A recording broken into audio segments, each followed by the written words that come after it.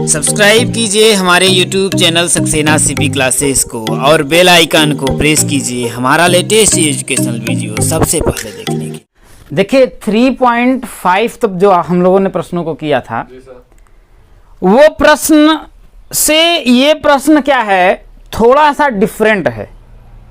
प्रश्न आपके वही हैं, ठीक है ना। जैसे उसमें हमारे जो प्रश्न थे उसमें हमें मिलता था, जानते हैं कैसे, 2x प्लस 3y बराबर 7, 5x प्लस 2y बराबर 4, ऐसे प्रश्न मिलता था ना। लेकिन इसमें जो है हमारा क्या है, देखिए 2 बटा के x है। ये जो चर है ना वो हर के रूप में आ रहा है ना। तो इस प्रकार के प्रश्नों को हम कैसे करेंगे, इस बात को हम समझेंगे, क्योंकि ये भी जो प्रश्न है ना परीक्षा की दृष्टि से आपका बहुत ही ज्यादा क्या है, आपका इंपॉर्टेंट है, महत्वपूर्ण है। इस बात को ध्यान रखिएगा। इसमें आप बुद्धि लगाइए, आप क्या कर सकते हैं कि ये जो आपका चर जो आपका हर में है, कैसे हम उसको सॉल्व कर सकते हैं। तो एक बात को हमें सोचना पड़ेगा और समझना पड़ेगा। तो इसको हम लोग देखिए क्या कर सकते हैं।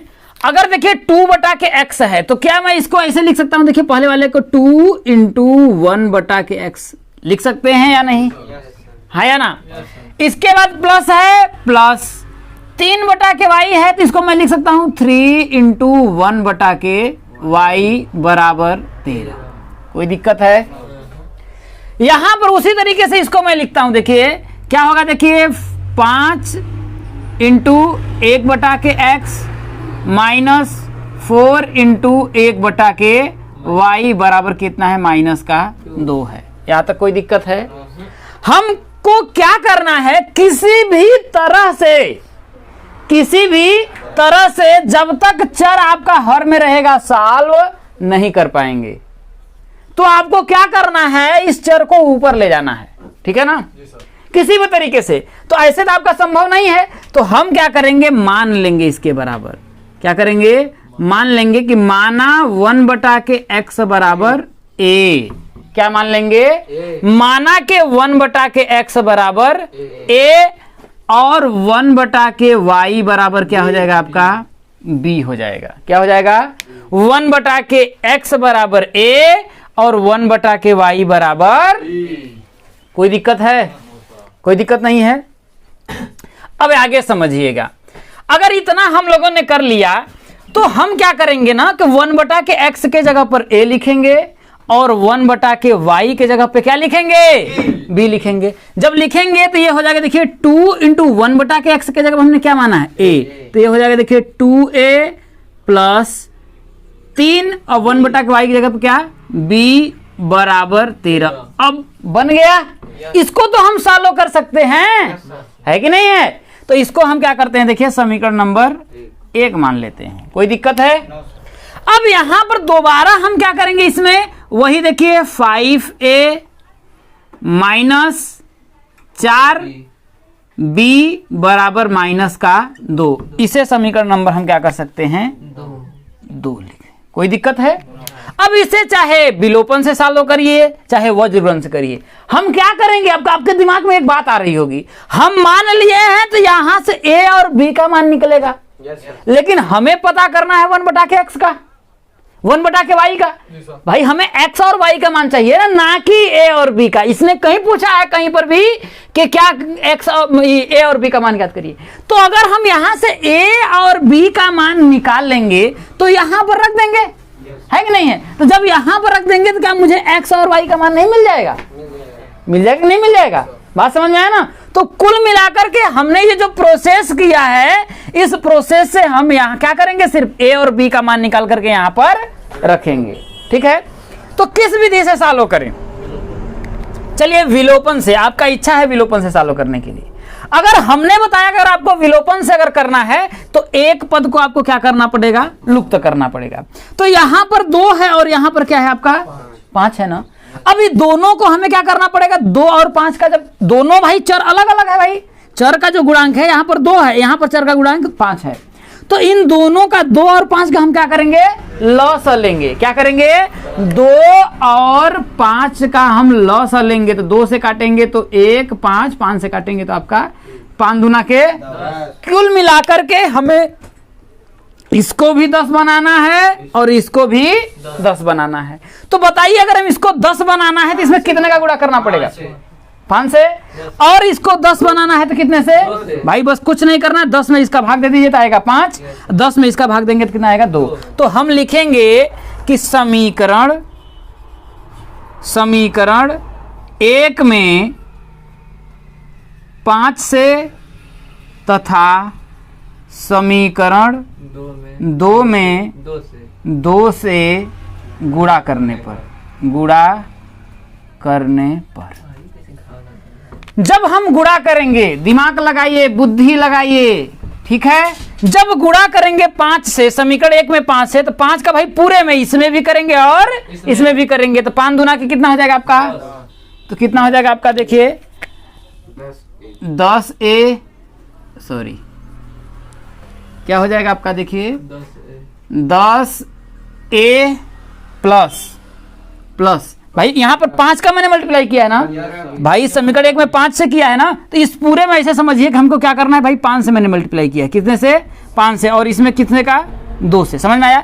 तो 5 दूना के 10A और 5 तिया 15B बराबर 5 का इधर भी करेंगे तो 13 पचे 65, कितना हो जाएगा, 65। यहाँ तक कोई दिक्कत है। इसमें करेंगे तो 5 दूना के 10A माइनस 4 दूना के 8B बराबर कितना हो जाएगा आपका, देखिए 2 दूना के माइनस का कितना हो जाएगा आपका, 4 हो जाएगा। कोई दिक्कत है। अब देखिए 10 से बराबर है तो हम करेंगे क्या, घटाएंगे। अरे भैया पहले घटाएंगे तब तो काटेंगे। तो यहाँ लिखेंगे घटाने पर। क्या करेंगे, घटाने पर। किसमें से भाई, समीकरण 1 में से समीकरण 2 को हम घटा रहे हैं। तो यहाँ देखिए आपका प्लस है, नीचे प्लस है ना, तो क्या हो जाएगा, माइनस है तो क्या हो जाएगा, माइनस है तो क्या हो जाएगा, प्लस। तो ये आपस में आपका क्या हो जाएगा, कट जाएगा। तो 15 में जब हम यहाँ पर भाई प्लस हो गया तो 15 में 8 जोड़ेंगे तो कितना होगा, 23B बराबर 65 में 4 जोड़ेंगे तो कितना होगा आपका, कितना हो जाएगा, 69। तो 23 से काटेंगे, देखिए 23 से कम 23, 23 तिया नहीं जोड़ेंगे, प्लस का नहीं है, जोड़ेंगे।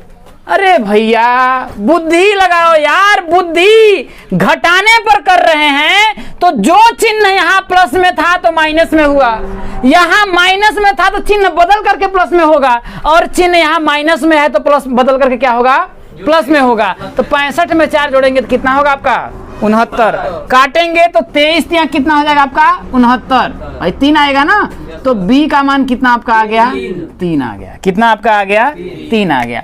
अब B का मान उठा करके चाहे समीकरण नंबर 1 में रखिए चाहे 2 में रखिए, आपका A का मान निकल जाएगा। तो हम B का मान समीकरण 2 में रखते हैं, ठीक है। तो B का मान समीकरण किसमें, 2 में, समीकरण 2 में रखने पर, जब B का मान समीकरण 2 में हम रखेंगे तो कितना होगा, देखिए 5 इंटू, भाई A का मान निकालना है तो यहां से होगा, देखिए आपका 5A माइनस 4, और B का मान हम लोगों ने निकाला कितना है, 3 बराबर माइनस का 2। तो 5A बराबर क्या होगा, देखिए 4 तो यहाँ कितना हो जाएगा, माइनस का 12 इधर है, इधर जाएगा तो क्या होगा आपका, प्लस का 12 हो जाएगा ना। तो माइनस का 2 प्लस का 12, तो 5A बराबर कितना हो जाएगा आपका, भाई प्लस 12 में से 2 घटाएंगे तो कितना होगा, 10। तो A बराबर कितना होगा, 10 बटा के 5। तो A बराबर कितना हो जाएगा आपका, 2 हो जाएगा। हमने A और B का मान निकाल लिया है। तो हमें x का मान चाहिए, तो इस जगह पे हम क्या करेंगे, x का मान रखेंगे। रखेंगे नहीं रखेंगे, बात समझ में आया ना। तो हमको x का मान निकालना है ना, एक्चुअली उसी का मान निकालना है। तो ये हम क्या करेंगे, इसके बराबर करेंगे। तो हम क्या करेंगे, देखिए कि यदि 1 बटा के x बराबर a, तो 1 बटा के x बराबर क्या हो जाएगा, देखिए a का मान हम लोगों ने कितना निकाला है, 2। तो x का मान हमें चाहिए ना, किसका मान चाहिए? x का मान। तो 2 का x में करेंगे तो कितना होगा आपका? देखिए एक बात मैं आपको बताता हूं, या तो हम तिर्यक गुणा करें, देखिए 2 का x में करेंगे तो 2x, एक एक कम कितना होगा? 1। तो 2x बराबर कितना करेंगे? 1। तो x बराबर कितना हो जाएगा? 1/2 हो जाएगा। या फिर हम सिर्फ क्या करेंगे, इसको देखिए उलट देंगे। क्या करेंगे? उलट देंगे भाई। 1/x है, यहाँ 2/1 है ना? इसको हम पलट देंगे तो यहाँ x/1 हो जाएगा और यहाँ से 1/2 हो जाएगा। तो डायरेक्ट हम x का मान 1/2 लिख सकते हैं। बात समझ में आया कि नहीं आया? भाई ये जैसे देखिए आपका अंश हर में है, अंश हर है, ठीक है? तो हम क्या करें? पलट दे रहे हैं। तो मतलब हर को अंश में बदल दे रहे हैं और अंश को हर में। तो x/1 हो जाएगा, तो इधर भी 1/2 हो जाएगा ना? बात समझ में आ रहा है कि नहीं आ रहा है? तो इसके बाद हमको क्या करना है? देखिए b का मान। तो देखिए पुनः क्या करेंगे हम लोग? देखिए यहाँ पर 1/y बराबर क्या आपका? b। तो 1/y बराबर b का मान हम लोगों ने क्या निकाला है? 3 निकाला है। क्या निकाला है आपका? 3 निकाला। 3/1 कर लेते हैं। तो यहाँ से y का मान आपका क्या आ जाएगा? देखिए यहाँ हम लिख देंगे पलटने पर, ठीक है? पलट देंगे तो कितना हो जाएगा? y का मान 1/3 हो जाएगा। और यही तो हमें पता करना था, x और y का मान निकालना था। ये आपका क्या हो जाएगा? आंसर हो जाएगा। उदाहरण नंबर आपका 18 क्या कह रहा है? निम्न समीकरण युग्मों को रैखिक समीकरणों के युग्म में बदल करके हल कीजिए, ठीक है? इसमें भी वही बात है। देखिए इतना बटा कितना है, इसमें भी भाई चर जो है आपका क्या है? नीचे है। तो इसमें किसके बराबर मानेंगे? तो हर में जितना है ना, जैसे x-1 है ना, तो इसके पूरा के बराबर आप मानेंगे। समझ में आया ना? तो इसको क्या मैं ऐसे नहीं लिख सकता हूं? देखिए 5 × 1/x-1 हो जाएगा, नहीं हो जाएगा? प्लस यहाँ पर भाई 1/y-2 तो है, ये है, कोई दिक्कत है? यहाँ बराबर क्या हो जाएगा आपका? 2, ठीक है? इसके बाद यहाँ पर कर देंगे, देखिए 6 × 1/x-1 -3 क्या हो जाएगा आपका? देखिए यहाँ पर 3 × 1/y-2 बराबर क्या दिख रहा है आपका? 1 दिख रहा है। तो यहां पर फिर आप मानोगे क्या? पूरा आपका कि माना 1/x-1 बराबर a और 1/y-2 बराबर b। इसको देख करके आपको नहीं डरना है कि यहाँ -1 है, -2 है तो क्या होगा, है कि नहीं है? बस आपको जितना भी है 1/x-, इसीलिए तो दिया है कि नहीं है? इसके बराबर a मान लीजिए और इसके बराबर आप क्या मान लीजिए? b मान लीजिए। कोई दिक्कत है? तो जब अगर आप यहाँ मान लेंगे तो यहाँ क्या हो जाएगा? देखिए 5a पूरा बन गया। कितना बना आपका? देखिए 5a प्लस इसके बराबर पूरा क्या माना हमने? b। तो 5a प्लस b बराबर क्या हो जाएगा आपका? 2। और इसमें क्या होगा? देखिए 6a माइनस का 3b बराबर क्या हो जाएगा आपका? 1 हो जाएगा। यहां तक बात समझ में आई? कोई दिक्कत है? इसे समीकरण नंबर 1 मान लीजिए, इसे समीकरण नंबर क्या मानिए? 2 मानिए। फिर विलोपन से हम सॉल्व करेंगे तो हमें करना क्या होगा? देखिए यहां पर चर में b है, यहां पर 3 b है। अगर इसके यहां हम 3 कर दें तो ये टोटल कट जाएगा, क्योंकि प्लस माइनस है। हो जाएगा नहीं हो जाएगा? तो सिर्फ हमें क्या करना है? समीकरण 1 में 3 से गुणा करने पर कितना? समीकरण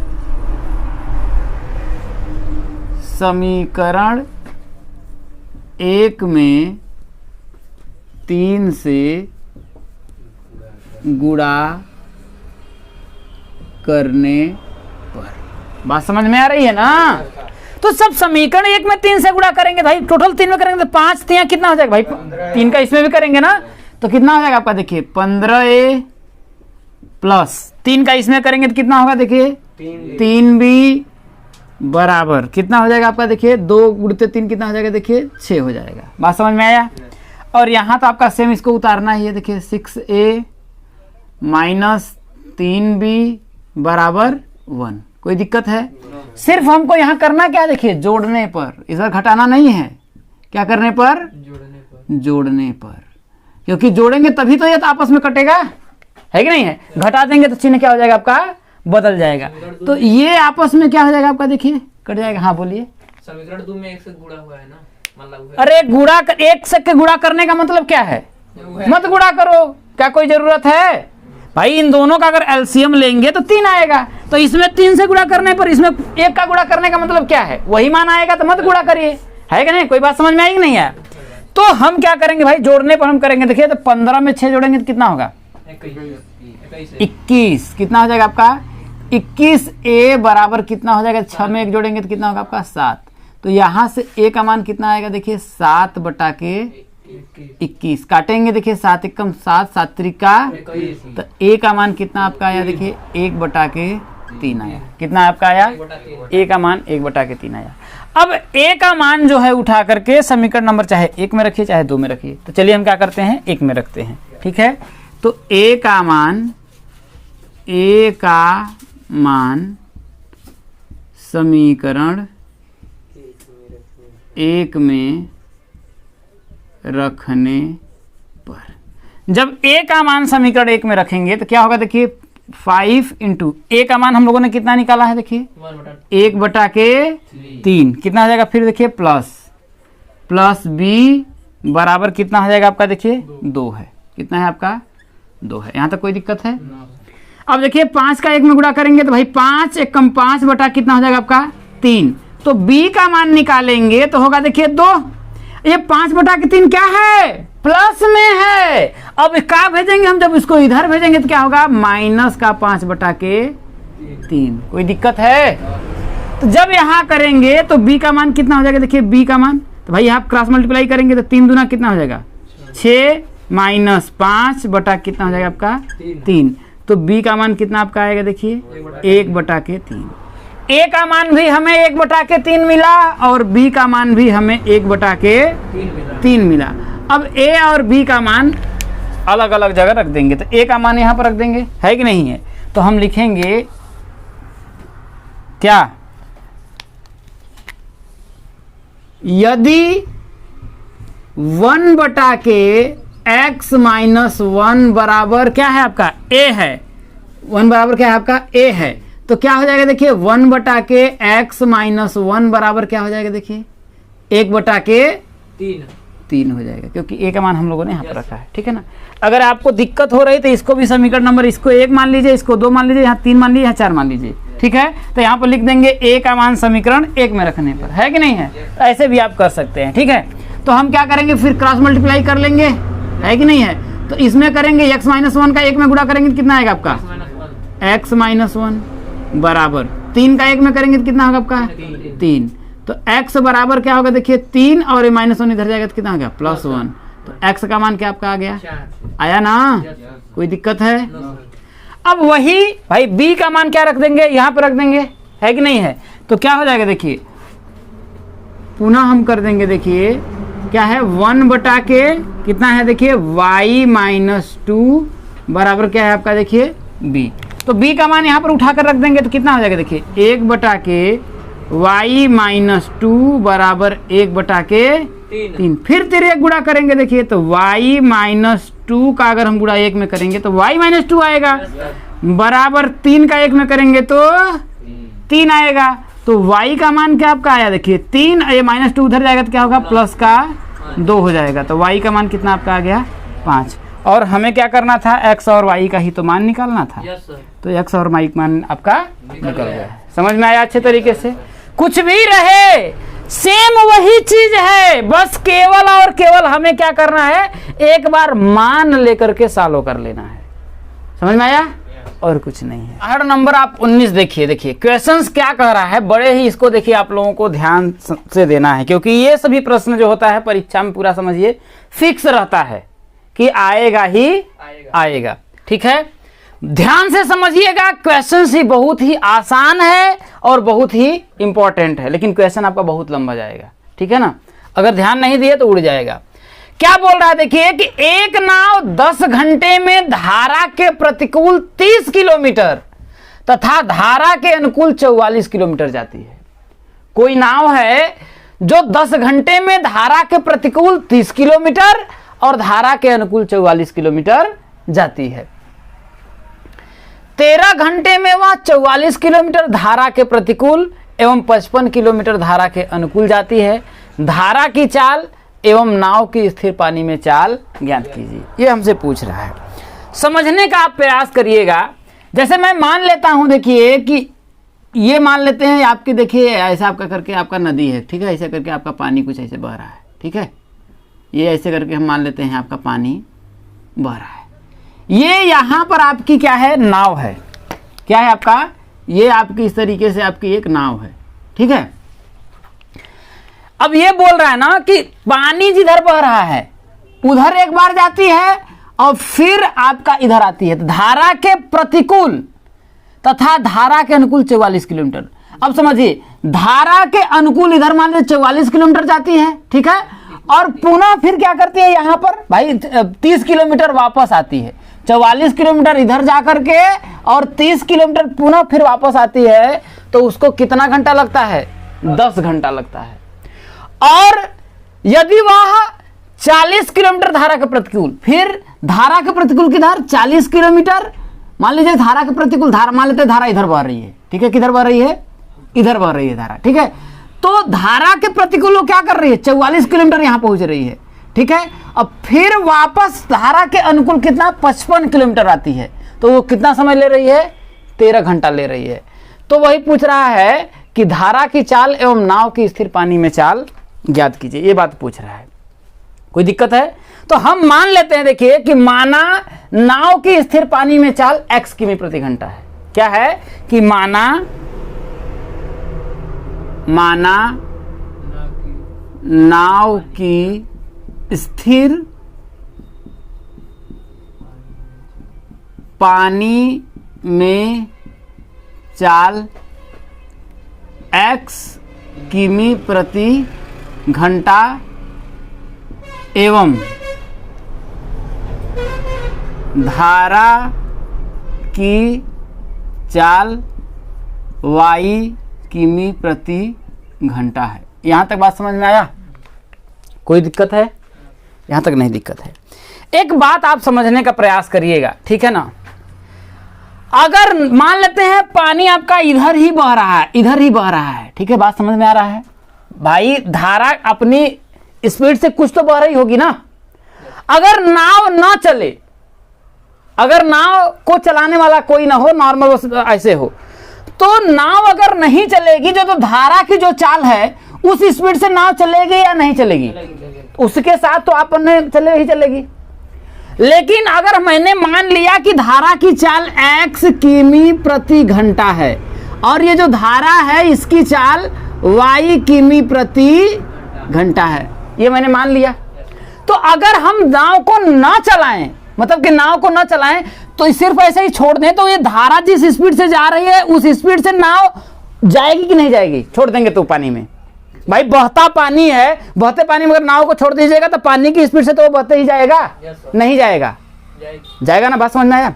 लेकिन अगर नाव अपनी स्पीड से चलेगी, समझ रहे हैं ना, तो इसकी चाल और इसकी चाल दोनों आपस में जुड़ जाएगी, नहीं जुड़ जाएगी? जुड़ जाएगी।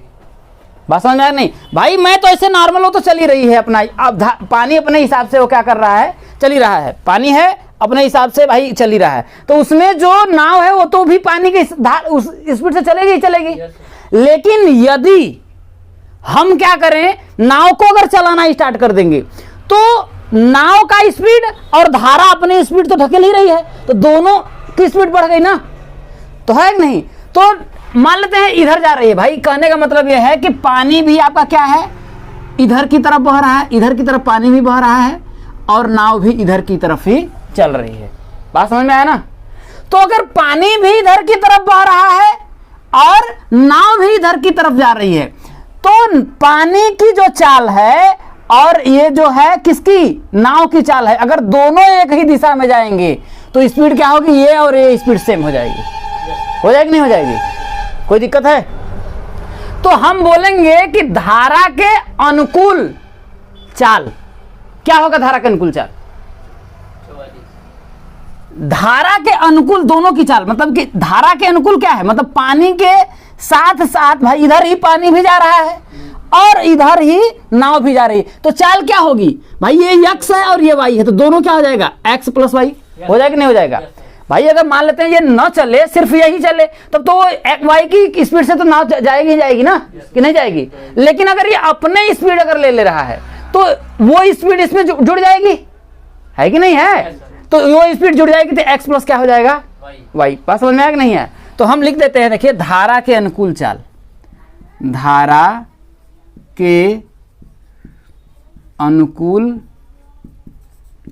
चाल क्या हो जाएगा, x प्लस वाई किमी प्रति घंटा। कोई दिक्कत है? अब एक बात बताइए, समझिए, ये नाव यहां से मान लेते हैं भाई यहां पर आ गई, ठीक है। अब नाव यहां से फिर क्या हो रही है, देखिए इधर जा रही है, ठीक है। अब यहां पर प्रॉब्लम क्या है आपका, देखिए कि पानी तो आपका इधर की तरफ बह रहा है, ठीक है ना, पानी तो आपका इधर की तरफ बह रहा है, लेकिन नाव क्या हो रही है आपका इधर की तरफ जा रही है। जा रही कि नहीं जा रही? बात समझ में आ गई नहीं है? पानी क्या कर रहा है, इधर की तरफ बह रहा है, और नाव क्या कर रही है, इधर की तरफ आ रही है। तो पानी की जो स्पीड होगी, जरा बताइए, अगर मान लेते नाव ना चले, ठीक है ना, तो अगर नाव आने को इधर अगर चाहती तो आ सकती है, वो तो अपने स्पीड से ढकेलेगा ही नहीं, ढकेलेगा उसको कि नहीं ढकेलेगा? ढकेलेगा। बात समझ में आ गई? तो नाव को अगर कुछ स्पीड से चलेगी, ठीक है, मान लेते हैं x स्पीड से इधर आ रही है, ठीक है, और ये पानी y स्पीड से इधर जा रहा है, जा रहा है नहीं जा रहा? तो ये जरा बताइए एक बात को कि x की स्पीड जितना है, अगर 10 की स्पीड है और ये 2 स्पीड से ऐसे चल रहा है, तो 2 स्पीड उसका कम कर देगा कि नहीं कर देगा? टोटल स्पीड कितना होगा, 10 और माइनस का 2 कितना हो जाएगा, 8 किमी प्रति घंटा। तो ये y की स्पीड से इधर जा रही है धारा, और नाव x की स्पीड से इधर जा रही है, तो ये जो y स्पीड क्या हो जाएगी, कम हो जाएगी, वो कम कर देगी ना। जैसे साइकिल जो होता है जिम वगैरह में आप देखे होंगे, जो चलने वाला लोग जो दौड़ते हैं लोग, है कि नहीं, दौड़ते रहते हैं, जो इतना स्पीड लगाएंगे उतना ही स्पीड दौड़ेंगे, क्योंकि वो वहीं पर खड़े रहते हैं, क्यों, उसी स्पीड से चलता है। या फिर आप रेलवे स्टेशन पे देखते होंगे जो सीढ़ी आपकी चढ़ती है ना, वो स्पीड से अगर जितना स्पीड से चलती है, अगर उस स्पीड से आप एक जगह खड़े हैं तो सब तो चल ही रहे हैं, चल रहे हैं कि नहीं चल रहे हैं। लेकिन समझिएगा, लेकिन अगर आप अपनी स्पीड से भी चलना अगर आप स्टार्ट कर दें तो ठीक है, वो स्पीड से चल ही रहे हैं, अब आपके अपनी भी स्पीड आपने लगा दिया तो जल्दी पहुंचेंगे ना। बात समझ में नहीं आया? तो उसी तरीके से अगर धारा इधर जा रही है, अगर नाव इधर आ रही है, तो ये जितना स्पीड से चल रही है, इसका मतलब है कि नाव की जो स्पीड है इससे ज्यादा होगी तभी तो इधर आ पाएगी। नहीं तो अगर ये 2 इधर से चल रही है, 2 इधर से चल रही, तो वहीं पर खड़ा रहेगा अपन आदमी। बात समझ में आ रहा है ना? कोई दिक्कत है? तो ये हो जाएगा, देखिए धारा के अनुकूल तो x प्लस वाई हो जाएगा, लेकिन धारा के प्रतिकूल जब नाव इधर आएगी तो चाल क्या हो जाएगा, देखिए x और ये y ढकेलेगा, ढकेलेगा कि नहीं घटेगा? तो धारा के प्रतिकूल चाल क्या हो जाएगा, देखिए धारा के प्रतिकूल चाल, धारा के प्रतिकूल चाल क्या हो जाएगा, देखिए x माइनस वाई किमी प्रति घंटा। ये बात समझ में आया कि नहीं आया? कोई दिक्कत है? समझ में आई बात ना? तो हम क्या करते हैं, देखिए प्रश्नानुसार,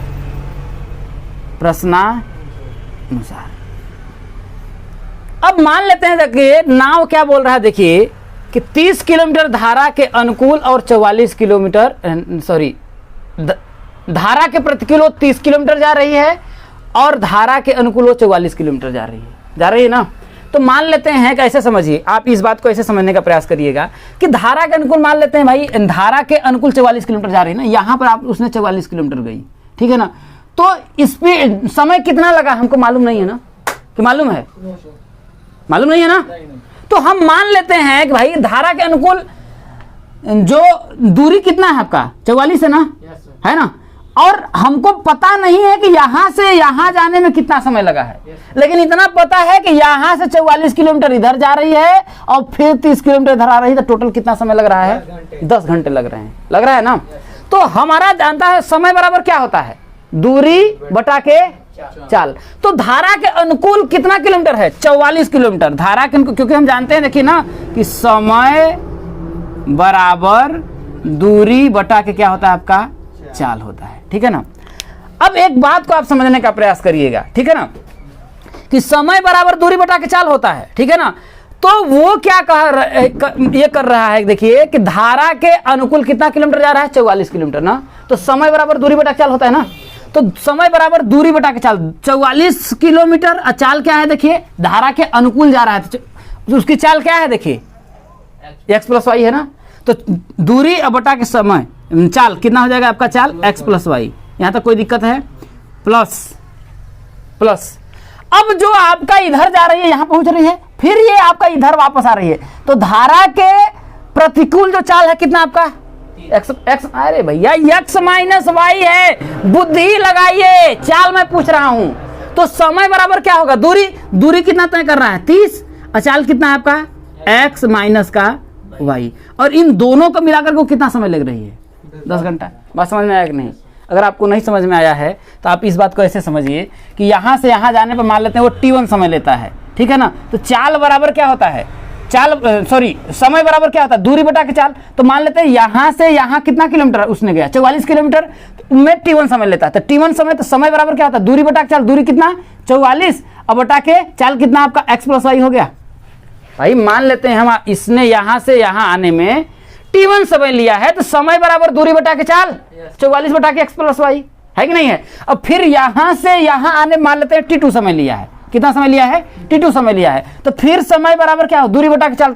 कितना समय है, दूरी कितना है भैया, यहाँ से यहाँ पर आने वापस आने में भाई बोल रहा है ना धारा का प्रतिकूल 30 किलोमीटर ले रहा है। तो 30 किलोमीटर चाल कितना था आपका x माइनस वाई, और दोनों को अगर हम जोड़ देंगे तो t1 प्लस t2 इधर आपका 44 बटा के x प्लस वाई और प्लस 30 बटा के x माइनस वाई। तो ये टोटल मिला करके समझिए तो 10 ही ना ले रहा है। तो क्या मैं इसको डायरेक्ट नहीं लिख सकता हूँ, कोई दिक्कत है? सिर्फ मैंने आपको बचाने के लिए मैंने आपका काम किया है कि नहीं है, समझ में आया ना। तो इसको मैं मिटा दूं, कोई दिक्कत है? उसी तरीके से उसी तरह से हम सेकेंड भी तो लिख सकते हैं। देखिए द्वितीय शर्त दिख रहा है ना, द्वितीय शर्त में हमारा क्या होगा, धारा के अनुकूल कितना जा रहा है भैया, वो 55 किलोमीटर जा रहा है ना 55 किलोमीटर। तो वही समय बराबर दूरी बटा के चाल 55 किलोमीटर, और चाल क्या है x प्लस वाई, अनुकूल जा रहा है तो x प्लस वाई ले रहा है ना, तो हो जाएगा x प्लस का वाई, प्लस धारा के प्रतिकूल कितना जा रहा है 40 किलोमीटर जा रहा है ना, अब बटा के कितना ले रहा है x माइनस का वाई, बराबर कुल कितना घंटा लग रहा है, देखिए मिला करके 13 घंटा लग रहा है कि नहीं लग रहा है। तो ये हो गया आपका 13 घंटा। तो इसे हम मान लेते हैं आपका समीकरण नंबर 1, इसे मान लेते हैं समीकरण नंबर 2। यहाँ तक बात समझ में आया है कि नहीं आया, कोई दिक्कत है? अब हम क्या करते हैं, देखिए कि यहाँ पर मान लेते हैं, क्या करते हैं हम, हमारा ये काम खत्म हो गया, इसको मैं आपका क्या करता हूँ मिटा देता हूँ, ठीक है। अब हम क्या करते हैं, देखिए कि मान लेते हैं यहाँ पर कि माना x प्लस वाई बराबर a और x माइनस वाई बराबर b, ठीक है। तो माना 1 बटा के x प्लस 1 बटा के x प्लस वाई बराबर a और 1 बटा के x माइनस वाई बराबर b, कोई दिक्कत है? तो यहाँ पर अगर करेंगे हम लोग तो 44 से हो जाएगा कि नहीं हो जाएगा। तो यहाँ से हो जाएगा आपका, देखिए 44a प्लस 30b बराबर कितना हो जाएगा आपका 10 हो जाएगा। यहाँ पर क्या हो जाएगा आपका, देखिए 55a प्लस 40b बराबर कितना हो जाएगा आपका 13 हो जाएगा। यहाँ तक कोई दिक्कत हो तो बता सकते हैं, कोई दिक्कत नहीं है ना, कोई दिक्कत है? जब यहाँ आपको कोई दिक्कत नहीं है तो एक बार और समझने का प्रयास करिएगा, ठीक है। हम इसको क्या करते हैं ना, देखिए इन दोनों को वज्र गुणन विधि से सॉल्व कर लेते हैं, है कि नहीं है। वज्र गुणन विधि से हल करके a और b का मान निकाल लेते हैं, कोई दिक्कत है? कोई दिक्कत नहीं है ना।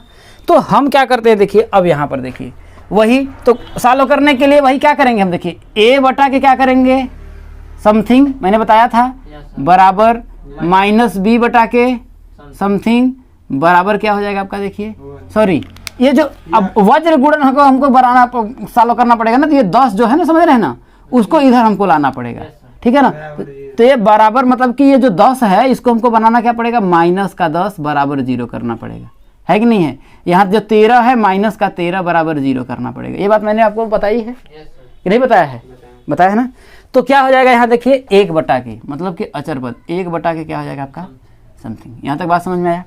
ए का मान ज्ञात करने के लिए हम ए वाला टर्म क्या करेंगे, छुपा लेंगे तो बचा क्या, देखिए यहाँ 30 भाई, यहाँ पर इसका और इसमें गुणा करेंगे तो 30 का माइनस 13 में गुणा करेंगे तो क्या हो जाएगा, देखिए आपका, देखिए 30 माइनस 13 फिर क्या हो जाएगा, देखिए माइनस, बात समझ में आ रहा है ना। तो फिर यहाँ पे देखिए 40 का माइनस 10, यहाँ हो जाएगा देखिए 40 और माइनस का 10, कोई दिक्कत है। माइनस बी का मान मैंने छुपा लिया, बचा क्या देखिए आपका 44 का किस में, माइनस के 13 में। तो 44 का हो जाएगा आपका देखिए माइनस का 13 में, फिर माइनस, ठीक है। इधर जब आप छुपाएंगे देखिए भाई बी 55 का क्या होगा माइनस का 10 में, 55 का माइनस का 10 में। यहाँ तक कोई दिक्कत है या कोई दिक्कत नहीं है। अब अचर का है, अचर को हम छुपा लेंगे तो 44 का किस में हो जाएगा 40 में। तो 44 का गुणा आपका किस में हो जाएगा 40 में, माइनस का फिर ये जो छुपा है तो कितना 55 का 33, 55 का 30 में। ए का मान निकालना है तो एक बार हम इसको इसके बराबर कर देंगे तो ए का मान हमारा निकल जाएगा। तो ए का मान निकालने के लिए ए बटा के देखिए 30 का 13 करेंगे 13 39, 390 हो जाएगा माइनस में, क्योंकि माइनस है, ठीक है। अब माइनस और माइनस क्या हो जाएगा आपका प्लस, 40 दहा में 400 बराबर 1 बटा के, भाई इसको बराबर एक बार मैं क्या कर रहा हूँ, इसको इसके बराबर कर रहा हूँ पहला बार, ठीक है। बस समझ में आया ना। तो जब इसके बराबर करेंगे तो 1 बटा के देखिए 44 का 4 में करेंगे तो 4 चौके 16 के 6, 4 चौके 16 1 17, 1760 माइनस का 5 तिया 15 के 5, अब 5 तिया 15 1 16, 1600 कितना हो जाएगा आपका 50, ठीक है। बात समझ में आया ना। तो यहाँ से देखिए यहाँ पर आपका देखिए यहाँ 400 हो जाएगा ना, 40 दहा में 400, ठीक है। तो 400 में से अगर मैं 390 को घटाऊंगा तो कितना आएगा आपका 10। तो यहाँ हो जाएगा देखिए ए बटा के 10 बराबर 1 बटा के 1760 में से अगर मैं 1650 को घटाऊंगा तो कितना आएगा देखिए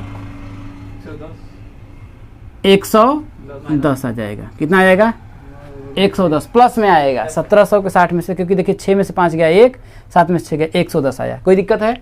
एक शून्य से आपका ये देखिए 1 शून्य आपका कट जाएगा, है कि नहीं है? कोई दिक्कत है? यहाँ से आपका ए का मान क्या मिला आपको 1 बटा के आपका क्या मिल गया 11 मिल गया। कोई दिक्कत है? यहाँ से मुझे ए का मान क्या मिला 1 बटा के 11। वैसे ही मैं क्या करता हूँ देखिए बी का मान निकाल लेता हूँ। तो यहाँ से बी का मान निकालने के लिए मुझे क्या करना पड़ेगा, एक बार इसके बराबर मैंने किया, अब मैं क्या करूँगा इसको इसके बराबर कर दे रहा हूँ। कोई दिक्कत है? तो क्या हो जाएगा आपका देखिए माइनस का बी बटा के कितना हो जाएगा देखिए 13 चौके 52 और 13 चौके 52, अब 52 5 कितना हो जाएगा आपका 57 कर लीजिएगा, ठीक है। कैलकुलेशन कहीं गलत ना हो ना। माइनस का 572 होगा ना, देखिए 13 चौके 52 के 2 हासिल 5, 13 चौके 52 और 5 कितना हो जाएगा 57 माइनस, देखिए माइनस और माइनस क्या हो जाएगा प्लस हो जाएगा ना। अब 55 दहा में 550 बराबर क्या हो जाएगा देखिए, इसको हम सालों करेंगे 1 बटा के 110 ही आएगा, यही ना आएगा।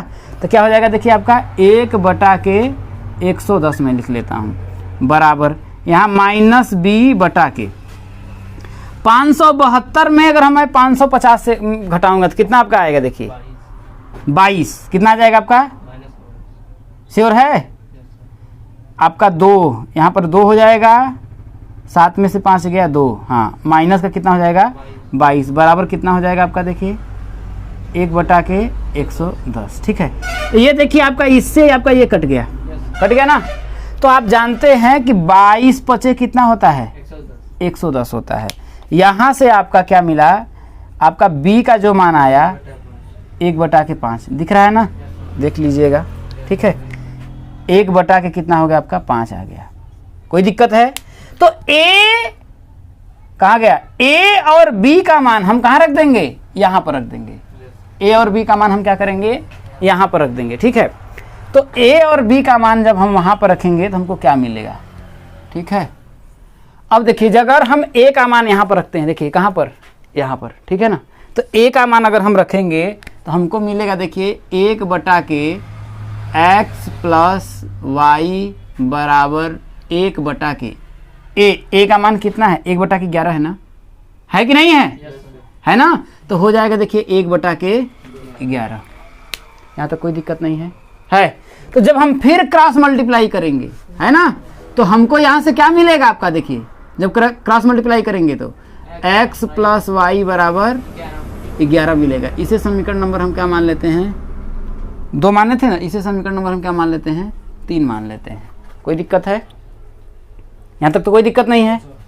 अब हम क्या करेंगे, b का मान जब यहां पर रखेंगे, ठीक है, जब b का मान वहां पर रखेंगे तो क्या होगा आपका, देखिए समझिए, तो 1/के x माइनस वाई बराबर b का मान हम लोगों ने निकाला है तो कितना आया है मेरा, 1/5 आया है। कितना आया है, 1/5।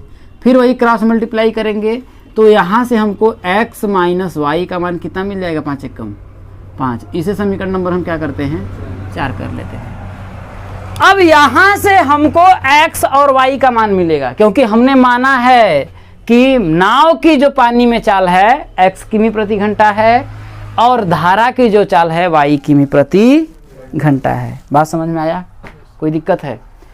अब यहाँ पर देखिए तो मैं क्या करता हूँ, देखिए विलोपन से ही सॉल्व कर लेते हैं क्योंकि ये आपस में कट जाएगा, ठीक है। तो हम लिख देंगे, देखिए समीकरण 3 अब प्लस समीकरण 4 से, समझ लीजिए, ठीक है। समीकरण 3 और 4 को जोड़ने पर तो क्या हो जाएगा आपका, देखिए यहाँ पर x प्लस वाई बराबर 11, x माइनस वाई बराबर 5। ये आपस में कट जाएगा, नहीं कट जाएगा। तो x में x जोड़ेंगे तो कितना होगा आपका, देखिए 2x बराबर 11 में 5 जोड़ेंगे तो कितना होगा आपका 16। तो यहाँ से आपका x का जो मान आएगा कितना आएगा भाई, 2 से अगर काट ही देंगे यहाँ पर तो क्या होगा, 8 आ जाएगा ना। तो 8 आएगा, कितना आ जाएगा 8। और क्या है आपका, देखिए किमी प्रति घंटा, कितना है 8 किमी प्रति घंटा। अब हमको y का मान निकालना है तो x का मान उठा करके चाहे समीकरण 4 में रखिए चाहे समीकरण 3 में रखिए, तो समीकरण 3 में रख देते हैं।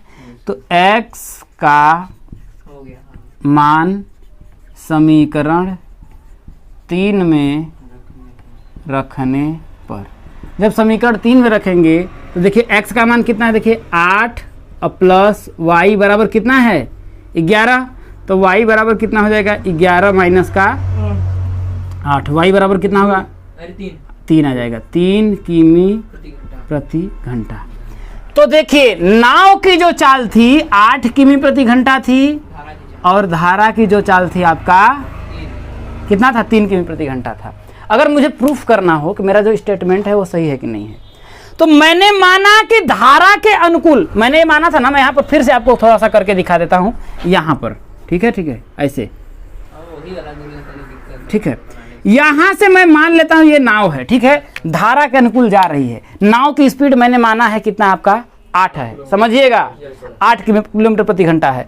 और ये धारा है तो धारा की स्पीड कितना है, 3 किलोमीटर प्रति घंटा हो गई। ये इसकी स्पीड जो है आपका 8 किमी प्रति घंटा हुई और इसकी स्पीड कितनी हुई, 3 किमी प्रति घंटा हुई, ठीक है। समझिए ये भी इधर की ही जा रहा है और पानी भी इधर ही जा रहा है, दोनों एक ही दिशा में जा रहे हैं। तो स्पीड क्या होगी, दोनों का आपस में जुड़ जाएगी, नहीं जुड़ जाएगी। अब मान लेते अगर ये नहीं चलती नाव, ऐसे रहती तो 3 किलोमीटर प्रति घंटा की स्पीड से जाती ना, पानी ऐसे बहाया चला जाता। आदमी कोई रहता है पानी में, नहर में जैसे होता है ना, लोग नहाते हैं तो नहीं रहते हैं तो डूब कैसे जाते हैं, डूब पता चला कि लंदन में हैं, आ गए हैं यहाँ पर, कैसे, वो धारा की स्पीड से ही तो आए हैं ना, आखिर उसके स्पीड से तो आए ही होंगे ना। तो वो स्पीड है, तो दोनों जुड़ गया तो कितना होगा, 8 3 11 हुआ ना। अब समझिएगा, अब पहला स्टेटमेंट मोला बोल रहा है कि धारा के अनुकूल कितना किलोमीटर जा रही है, 44 किलोमीटर जा रही है ना। और धारा के अनुकूल 44 किलोमीटर जा रही है, तो धारा के अनुकूल ही तो दोनों ले जाएंगे, तो 8 3 कितना हो जाएगा 11। तो 44 किलोमीटर जाने में कई घंटा लेगी, अगर 11 की स्पीड से जा रही है तो 11 भाई, 1 घंटे में अगर वो 11 किलोमीटर जा रही है तो 2 घंटे में 22 किलोमीटर, 3 घंटे में 33 किलोमीटर, 4 घंटे में, कुल मिलाकर के कहने का मतलब कि वो यहाँ से यहाँ 44 किलोमीटर जाने में कितना समय ली, 4 घंटा। बात समझ में आया। अब धारा के जब प्रतिकूल आ रही है इधर, अब ये यहाँ नाव है, यहाँ से पानी बह रहा है इधर और नाव आ रही है इधर, तो जरा समझिएगा, पानी जो बह रहा है 3 की स्पीड से और ये चल रहा है 8 की स्पीड से, ठीक है ना। जब इधर आएगा तो 3 कम हो जाएगा कि नहीं हो जाएगा, ढकेलेगा 3 ना, पकड़ करके खींच रहा है, लेकिन इसकी जो स्पीड है 8 ज्यादा है, इसलिए कुछ स्पीड से आएगा तो स्पीड कितनी हो जाएगी, 5 हो जाएगी, हाँ या ना। अरे 3 किलोमीटर इसकी स्पीड है, जब ये इधर आना हो जाएगा, इधर आना शुरू कर देगा तो ये 3 किलोमीटर की स्पीड से इधर ढकेल ही रहा है ना, कि ये इधर आने लगेगा तो पानी भी इधर घूम जाएगा, ऐसा तो है नहीं ना। तो 3 की स्पीड कम हो जाएगी, तो 8 पहले थी, अब 3 कम हो जाएगी तो कितने हो जाएगी, 5 हो जाएगी ना।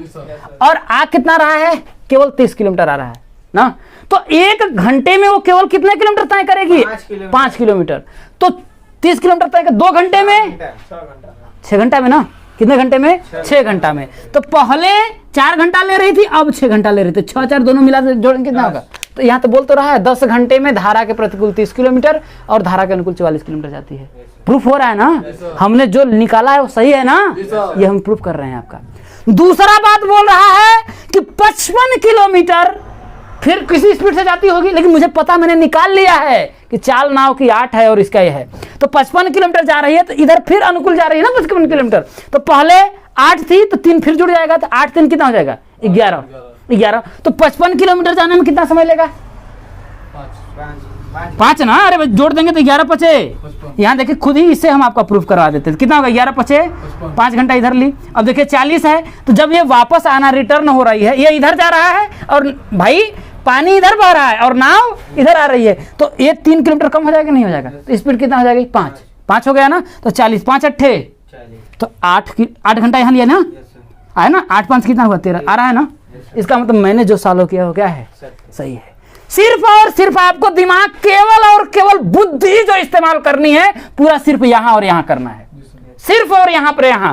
कि क्योंकि अगर धारा के अनुकूल जाएगा तो हम जान जाएंगे कि भाई पानी भी उधर बह रहा है और हम भी उधर तैर रहे हैं, तो हमारी स्पीड ज्यादा हो जाएगी। पानी के साथ की जो स्पीड रहेगी और मेरी स्पीड दोनों क्या हो जाएगी? जुड़ जाएगी। बस यहां पर तो जुड़ेगी तो x + y हो जाएगा। तो हमने लिख दिया धारा के अनुकूल जो चाल है x + y की प्रति घंटा है। धारा के प्रतिकूल जब आ रहा है, ठीक है ना, धारा के जब प्रतिकूल आ रहा है तो भैया ये पानी की जो स्पीड है वो इसके स्पीड में कम कर देगा, श्योर है कम कर देगा, ठीक है ना। तो कुछ कम। अच्छा जब आप ऐसे नॉर्मल समझिए, पानी में जिधर पानी जा रहा है आप उधर आप तैरेंगे तो आपको आसानी होगी, आराम होगा ना। लेकिन पानी जिधर से बह रहा है उधर पर तैरने में कठिनाई होती है ना। क्यों होती है कठिनाई भैया जरा बता दो तो? इसलिए ना कि पानी ढकेलता है, आपको रोकता है। अब पानी अगर 2 किलोमीटर है तो आपको उससे ज्यादा चलना पड़ेगा। अगर उतना ही चलेंगे तब आप वहीं पर रहेंगे, वहीं पर हाथ पांव मारते रहो, समझ में ना। तो ये पसीना बहा करके इसीलिए मैं कर रहा हूं क्योंकि ये प्रश्न बहुत ज्यादा इंपॉर्टेंट है, समझ में आया ना। इसको दिमाग में अपने आप क्या करिए, बैठा लीजिए। तो ये जितने भी आपके पूरा उदाहरण हुए वो क्या हो गए? समाप्त हो गए। समझ में आया?